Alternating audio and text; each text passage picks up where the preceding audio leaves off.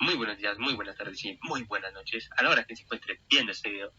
El día de hoy, nuestro grupo conformado por Juliana, Jaylee, Johan y quienes habla, Sebastián, les estaremos presentando el sistema tributario colombiano. Para esto, empezaremos con nuestra compañera Juliana. Juli, te dejo la palabra. Gracias, Sebas. Bueno, principalmente hay una incógnita de cómo se crea un tributo. Para esto debemos tener en cuenta unos aspectos. Principalmente es saber que la fuente de creación debe ser una ley. Por ende, como dice Humberto, no hay tributo sin ley. Después de esto, la causa del mismo debe ser una manifestación de capacidad, ya sea económica o de obtener un beneficio con las tasas y contribuciones, y también debe financiar el gasto público. Ahora bien, ¿a quién le corresponde la creación de los tributos? Como podemos ver, le corresponde a la ley, al Poder Legislativo, que se dicta por el Congreso. Si una entidad territorial quiere establecer un tributo, primero esta debe llevarse al Poder Legislativo para así determinar si puede o no optar por este. Aquí podemos ver la declaración de renta para las personas naturales. Esto hace referencia a los impuestos. Entonces, ¿cómo saber si yo debo declarar renta? Primero que nada, debo tener en cuenta si soy un sujeto que debe contribuir a este tributo. Fuera de todo, hay que inscribirse o actualizar el RUT, dado caso que ya lo tenga la persona, determinar en qué categoría se encuentra y identificar el sistema para declarar. También sujetarse a un programa de ayuda de renta del presente año, seleccionar el formulario y así declarar y pagar ese impuesto. Muchas gracias.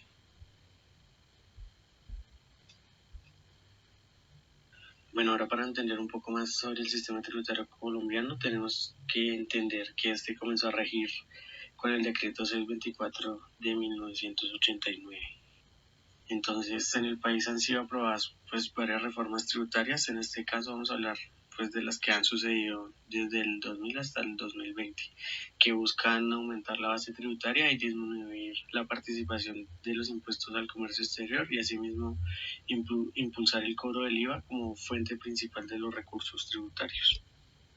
Vamos a empezar entonces con la ley 633 del 2000, ya que esta se creó en un momento de crisis económica y con ella trajo el gravamen a los movimientos financieros con una tarifa del 3 por mil, y en esta también se gravó el transporte aéreo, el transporte público, los cigarrillos y los tabacos. El siguiente fue la ley 788 del 2002, a la cual se aplicó una tarifa del 20% a la telefonía celular. La que sigue es la ley 863 de 2003, en la cual se creó el impuesto al patrimonio y algunos bienes pasan a ser excluidos y otros grabados al 7%. Y la cerveza y los juegos de azar tienen tarifas del 3 y el 5%.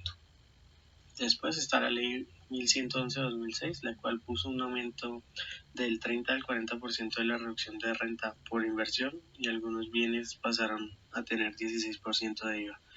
Después de esta está la ley 1430 del 2010, que fue una reforma tributaria que dio paso a la eliminación de deducción a la renta por inversión y así una sobretasa del 20% del consumo de energía eléctrica al sector industrial.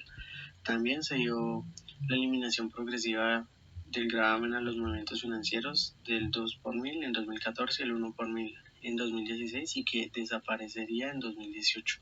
En esta reforma también se dio la fiscalización de la DIAN al recaudo de IVA. Ya luego se dio la ley 1607 de 2012, que en esta se creó el impuesto sobre la renta para la equidad, más conocida como el CRE, y también se realizaron nuevas normas anti-evasión y anti-elusión. Ya en el 2013, La reforma trajo la creación del impuesto mínimo alternativo, conocido como IMAN, y el impuesto mínimo alternativo simple, como el IMAS. Luego, la ley 1739 de 2014, en esta reforma se mantuvo la tarifa del 4 por mil hasta el 2018 y se creó el impuesto a la riqueza. Lo más importante de la ley 1809 de 2016 es que aumentó el IVA del 16 al 19%. Ya en el 2018 se habló de la ley de financiamiento, que proponía una reducción gradual del impuesto de renta al 30% en el 2020 y un descuento del IVA por la adquisición de bienes de capital y el descuento a la mitad del ICA. Finalmente, esta ley de financiamiento se declaró inexequible y se le cambió el nombre por Ley de Crecimiento, que es la actual reforma tributaria, que incluye la devolución del IVA para hogares vulnerables, 3 días sin IVA al año, y la reducción de aportes a los pensionados. A la hora de hablar de la clasificación de los impuestos, encontramos los impuestos directos y los impuestos indirectos.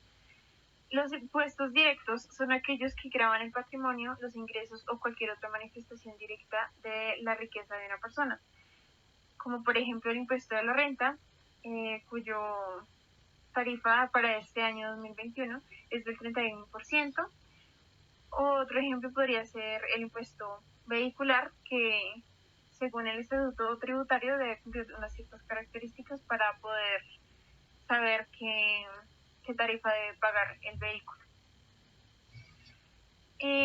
Los impuestos indirectos son aquellos que gravan la manifestación indirecta de la riqueza de las personas. Un ejemplo de esto podría ser el impuesto nacional de consumo. Este es un impuesto que se paga por consumir en determinados servicios o bienes, como en restaurantes, en cantinas, expendio de bebidas, en la cual la tarifa para este año es de 16%. Los impuestos directos y los impuestos indirectos pueden ser tanto nacionales como territoriales. Los impuestos nacionales son aquellos donde la DIAN realiza el cobro, la fiscalización y el recaudo. Ellos, a la hora de comprobar que se esté haciendo buen uso de la contabilidad, pueden pedir los libros de la contabilidad, y para corroborar que la información sea correcta pueden solicitar estados financieros, recibos, comprobantes, facturas, que deben estar seguidas como el estatuto tributario según el artículo 617 y 616 de la parte 1. Como por ejemplo esto podría ser el IVA, cuyas tarifas varían entre el 0, el 5 o el 19%, ya que hay productos como las gafas protectoras a las que no se le aplica el IVA, sino que están exentos de este.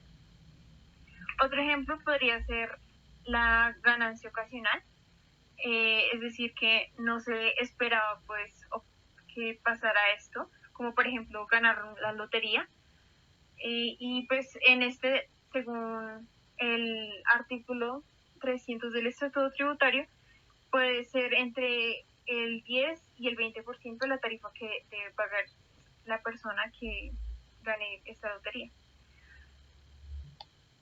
De los impuestos territoriales, dentro de estos están los municipales, departamentales y distritales. En este caso, los que realizan el cobro, la fiscalización y el recaudo lo realiza la Secretaría de Hacienda, quienes son encargados de la administración de estos tributos. Ejemplo de esto puede ser el ICA, cuyo las tarifas dependen si hace parte de las industriales, de servicios, de comerciales, así que tienden a variar las características de esto a que pertenezca. Otro ejemplo de esto puede ser el impuesto predial, que dependiendo de varios factores es alto o bajo el impuesto que pagan las personas.